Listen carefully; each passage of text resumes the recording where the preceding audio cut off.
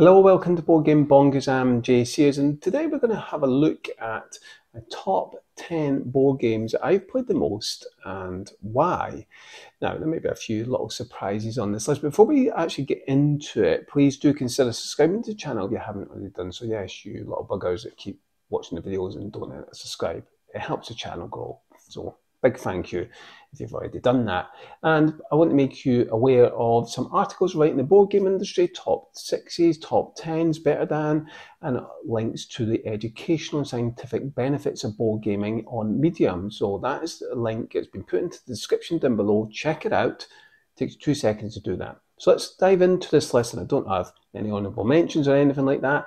This is a list that will be a little bit different than others, because as much as I want to be playing deep, complex, strategic, thinky games, I don't always get that chance to do it because I have children and sometimes I have to play a lot of games with them. But I do enjoy some of them. So let's go into this list, starting with my number 10, and that is Love Letter. Well, love letters are kind of a little classic now, and essentially what you'll be doing is you'll have a card in your hand, then you'll be drawing a card. You then play a card against an opponent, and cards do different things. It's really simple game. So the card, for example, lets you guess what card the other player's got in their hands, not a card that you've just played. And there's cards that let you swap what's in your hand with another player's hand.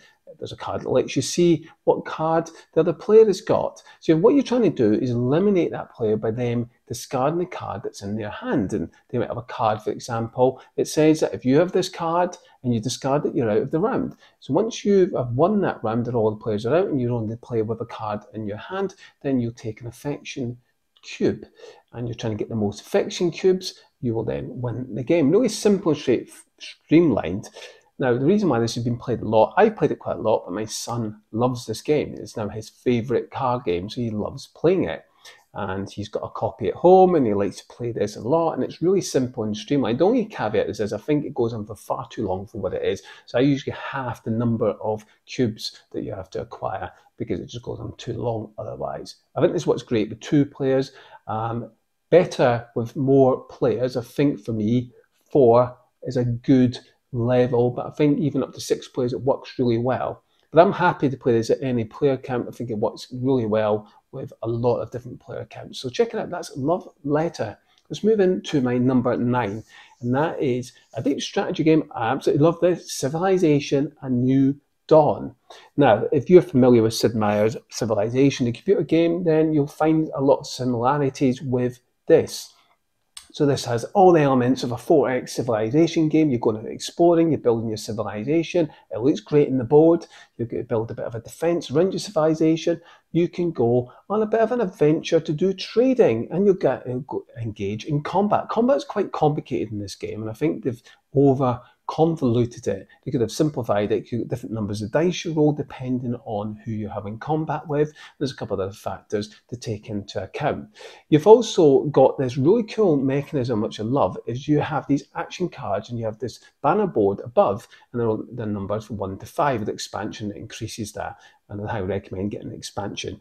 Now, you'll be activating one of those cards, but the strength of the card is determined by the number it sits under. So if it's at number 5, it's obviously stronger.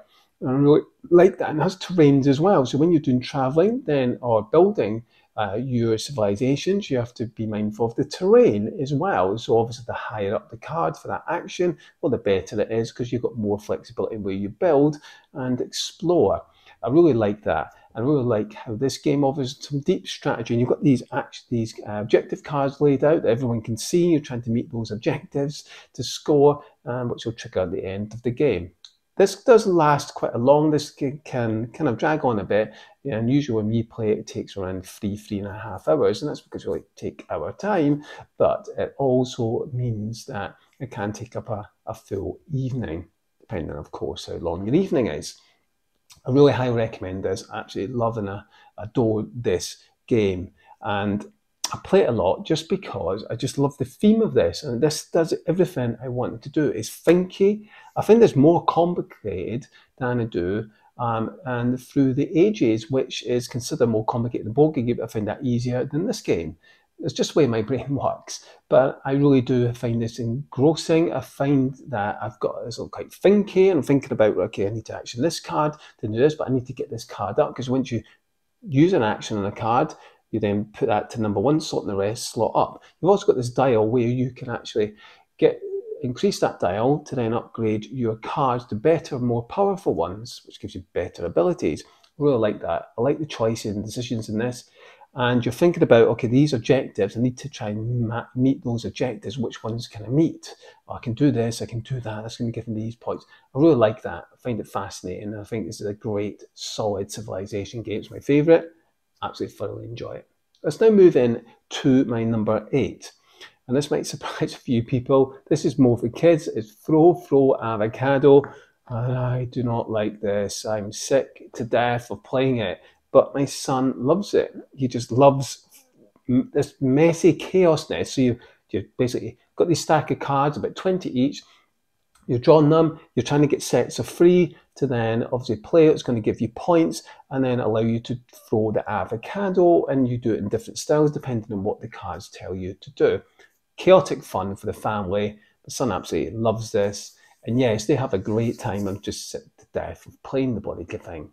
And I can't wait till he's sick to death of playing it, because I don't want to play it anymore. So let's now move into my number 7. This is Deep Sea Adventure. Simple game, certainly tailored towards children, but I think it's great as well for families to play. So essentially, you've got the submarine with shared oxygen pool, you've got this treasure face down or laid down. The deeper you go, the better the treasure. And well, the lucrative it is, you're rolling this die at time and the spaces to move. The problem is, when you collect treasure, that's going to reduce the number of spaces you can move. For every treasure you've got in your hand, you reduce the pip on the die by 1. So you're working out, okay, I need to figure out how many spaces I can move. Not only that, when you've got treasure, you reduce the amount of shared oxygen pool with the number of treasure that you're holding. Another caveat is you cannot look at the treasure until you're back to the submarine. So you got to figure out, push your luck, how far do I go? When to get back to the submarine? I need to be careful not to carry too much. I really like this. It is fun and engaging, but it does feel a bit tiresome now. It feels like I put this too many times and I need something different. There is another version of this, which I can't remember at the top of my head. It's more of a space theme and obviously a bit more depth, which I will be getting to replace this. But the kids enjoy this. It's a good game to get the children involved and get them thinking about, well, when do I push? When do I take that gamble? When do I not? Let's now move in to my number 6, and this is Hit Z Road. Now this is a kind of game, you're going on this journey, and I really love how they've done the rule book and everything, and you're flicking these cards over. You've got these 3 different rows, and what you're doing is going through this zombie attack phase. So essentially what you're doing is you'll choose one of the rows, you'll then go through these 2 cards, which are side by side, and you'll then try and obviously get the resources, and if possible, try and kill the zombies, and then you go into the next card to resolve that, and you will get hits, and you're trying to do that and get the survivors through to the end of this journey. This is unique in a way where once you've seen it all, you kind of know what's what. You know what the different tokens are going to do, so you know which ones to avoid and which ones to get. Now, I've played this quite a few times with myself, my partner, and then with the kids. So I've played this more than I should have played, so I know exactly what's going to happen. But the kids really enjoyed this. They really loved that thematic sense. And you've got different types of attack. You can shoot zombies from a distance, and then you can do a melee attack, and you roll in dice, which they enjoy. And try to work out, okay, how much bullets do I use? Because I'm going to lose bullets. You can flee once you've got 2 fuels, but you're wasting fuels. So you're trying to work out when do I get the fuels. And the cards get more difficult as you go through the deck. And I really like how you've got a choice and you're going to be bidding on which route you take, because you've got a choice of 3 routes, 2 cards in each route, and you're trying to decide, okay, I really want this, I'm going to bid this. And you're using resources to bid. So you're trying to get this balance going. I need these resources, but I also need to go to this one, because if I go to this one at the bottom, I'm going to get crushed. Really like that. It's really fun and engaging. But once you've played this 2 or 3 times, you're kind of seeing all the cards, you know what's going to happen. It kind of takes that excitement away, which is why I'm now sick and tired of playing this. I'm no longer are we going to play it, because we've seen it all. So let's now move in to my number 5, and this is Draftosaurus. This is a nice family weight game. I think this is great for both children and adults. So in Draftosaurus, what you'll be doing is drafting dinosaurs, you take them out of a bag, you'll be placing them into your part, they're going to give you different points. It's really that straightforward. And the thinking this bit is, where do I place my dinosaurs? Because you're restricted by a die roll. So the active player rolls a dice, and that'll tell the other players where they cannot place a dinosaur. So you're restricted in where you place them. It's really fun, it's quick, it plays in about 20 minutes, 25 maximum. Really like this game, it's simple to teach. You've got two sides of the board as well, so it varies in how you get your points. I think this is a great production, and I think it works well, and it's just had that sweet spot for that family weight game. I definitely recommend checking this out. So let's now move into my number 4, and this is not Architects, it's Architect 7 Wonders Architects. Oh my goodness, I think my brain is scrambled there. So 7 Wonders Architects is something based on 7 Wonders, but this, I was so surprised. I thought this was going to be too simple. So essentially building these wonders look amazing. So you've got these wonders that are kind of split into these sections and they're face down, and you're going to be building them. What you're doing is you get to take a card either from the left or the right or the center to get these resources to build the wonders. You've got science cards as well that give you a token, it gives you a bonus and an ability. And you're trying to work out, okay, when do I trigger and when do I build my wonder that's going to give me points? And certain wonders will give you abilities once you've built them at a certain point. So for example, a certain wonder might give you a free science token, one might give you additional extra points, one might say you can actually you can have a look at the top 5 cards of a deck and choose one. So I really like that each one gives you different abilities, and they're quite subtle. They're not drastically detrimental to the other players, but give you a little boost. And I really like the simplicity in the choices and decisions you've got. It's quick, it's streamlined, it's smooth, and it just looks amazing when you're building these wonders. I think the production quality is excellent. It's got a superb insert as well. I think they've done a fantastic job with the quality of this, the simplicity and streamlinedness of this game. It's a fantastic family weight game. It's simple, not too thinky. Young kids can get involved in this. Highly recommend checking that out. 7 Wonders Architects. There, I've said it right this time. Let's move in to my number 3, and this is Ascension Eternal, strictly a 2-player game. And we played this a lot because this is a game that my partner loves, my daughter loves this game as well. What you'll be doing is you'll be having a deck, it's a traditional deck building, draw 5 cards in your hand, you play those 5 cards in a particular order. You can buy more cards from the market, there's 6 cards laid out, but you've also got monsters you can attack. And so you want these military cards you're going to be gathering to then attack the monsters. It's going to give you points. You've got constructs that you can build, which you place in front of you. They give you an ongoing bonus that you can trigger this on your turn, once a turn, and then you'll be able to build up your deck by acquiring better cards. I really like the theme comes through this. It's really simple, straightforward, and streamlined, and we've played this a lot. So what my partner doesn't know, for her Christmas last year, what I got her was the 10th year anniversary, because you enjoyed it so much. It's going to give us much more content. Fantastic 2-player game, highly recommend, streamlined, and the combos aren't crazy. You can do some combos, but don't expect the minion type of combos. It's not going to happen that way, but I actually like how this gives a kind of middle line. I think it sits in by not giving too many combos, but giving just enough. So I think it sits in that middle. Really enjoyed the theme, fantastic little game. Check it out. Let's move in to my number 2, and this is Yggdrasil Chronicles. So this is a tree, and it has a 3D tree structure.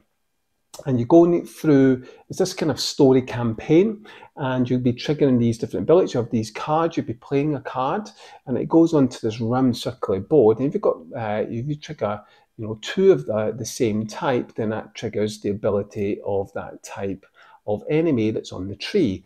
And sometimes they will trigger the tree to rotate round. You'll be acquiring different cards, you'll be going through these levels, and it just looks amazing. Now, I don't explain all the rules here, but it's fairly straightforward. And you've got these boards that give you different abilities, and you'll be fighting and attacking. You can actually acquire more dice to help you to attack the enemies, and you've got these little helper elves that help you manipulate the dice as well. I really like how this worked. I thought that was a fantastic experience. And I've gone through most of the scenarios that the book gives you, but it feels pretty samey in the scenario. Once you've done about 3/4, you've pretty much seen it all, and it pretty much do the same thing. It just increases the difficulty slightly. I really liked how this is the only kind of 3D structure that I've seen in a board game that functions and is useful in a board game. Fantastic. Pain in the arse to set the chair and put it away, so we just left it up. And we went through all the scenarios, or most of the scenarios. Really enjoyed this, loved the theme. I liked how this worked. I'll always remember this, and I play this a ton because we're going through the campaigns. Well, it's more of a story that you're going through. And when I say story, you're not reading tons of text. It's literally one sentence, and then it just tells you a few changes you make. Fantastic experience. Highly recommend. You've got to check this out for that experience. The tree looks amazing, and it functions as it should in a bloody board game, unlike Everdale, which is just a tree for the sake of a bloody tree. Let's now move in to my number 1. And this is Small World.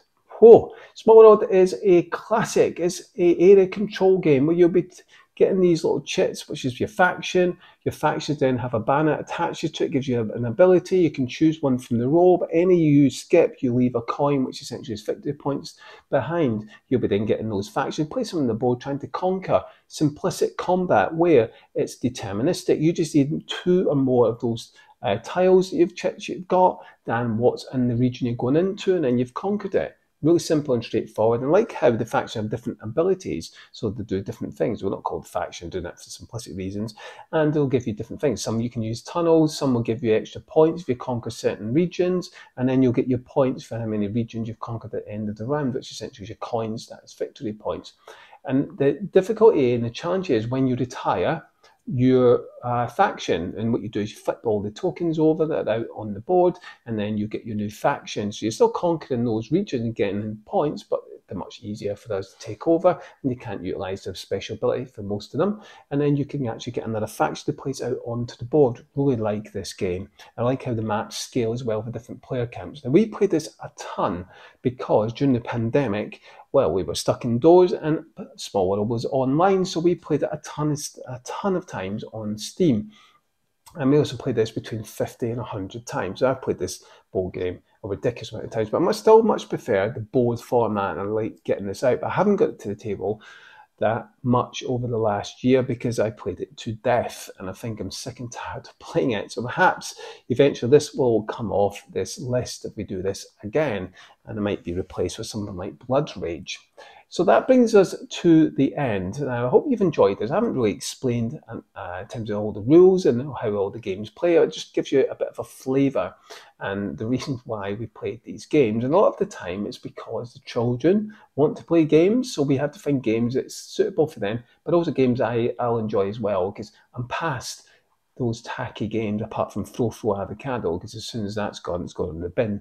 But it's not a bad game. The kids love it. I just much prefer games that I'll enjoy as well, because I want to get some fun out of it. So Deep Sea Adventure, I don't mind. Draftosaurus, I don't mind. I don't mind playing those. And Seven Wonders Architects, I enjoy. So there are games that I do get a lot of fun factor out of that the kids really enjoy as well. So that's why a lot of these lighter games are on the list. I would love to get more deeper strategy games into the table, not into the table, on the table, and play them. So Civilization, New Dawn, absolutely love that game. Pandemic, I still enjoy that game, but I want to get more deeper strategy games, but we just don't get to the table enough because we've got to obviously keep in mind the children. If we're playing a board game, the children won't be too happy because they want to participate, and obviously they can't play a ridiculously complex game, so we have to weigh it up. And it's only when I get to my gaming group we play the complex games, and sometimes we change and chop what we play as well. But this list may change over time. Let me know down below in the comments, what are the games that you play the most of, and why? Are you restricted in what games you play because perhaps it's your gaming group plays the same games all the time? Perhaps you've got children, you're restricted in what you can play. Let me know in the comments down below. It'll be interesting to see what you think. That brings us to the end. I really hope you've enjoyed this. Please hit that subscribe button if you haven't already done so. And until next time, take care.